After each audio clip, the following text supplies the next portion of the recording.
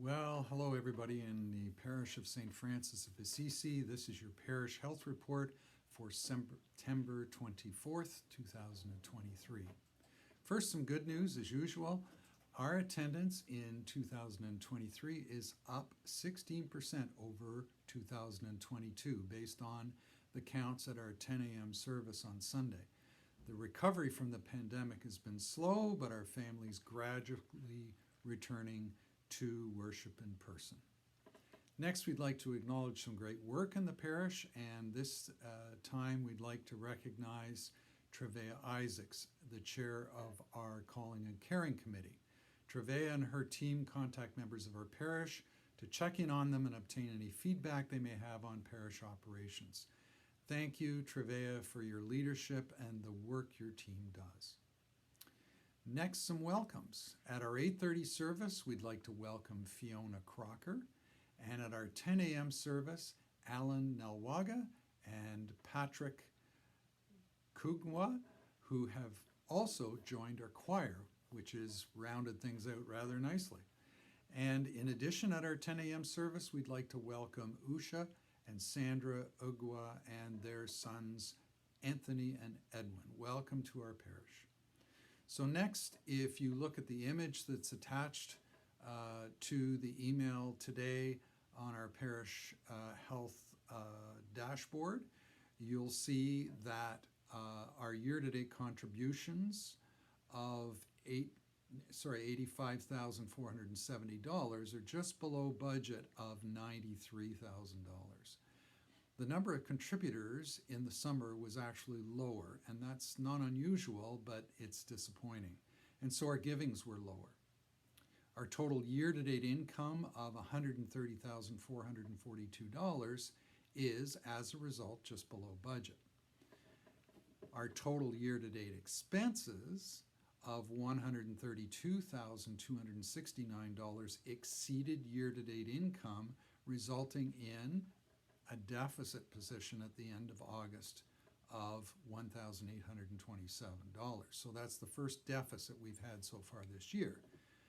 Now, again, the issue is our income, our subscribers dropped in August and July, and we had some unusual expenses in the month of August. And I'll just tell you what three of those were. So the first one was, and you've heard a lot about this, the replacement of the eaves, troughs, office, and fascia at the rectory.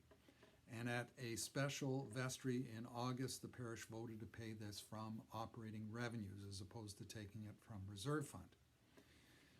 So that's $6,700. Next, the new chalice, paten, and ciborium for the service of the Eucharist was purchased in August.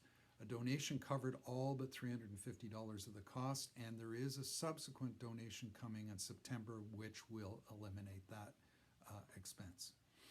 And finally, our VBS expenses were about $255, but the donations and registration fees from campers were not deposited until September. So the total impact of these extraordinary items was about $7,315. So you'll see a little bit of a turnaround when a couple of those get sorted out in September. Okay, so that's that. Now I'd like to talk a little bit about our latest Parish Pulse survey.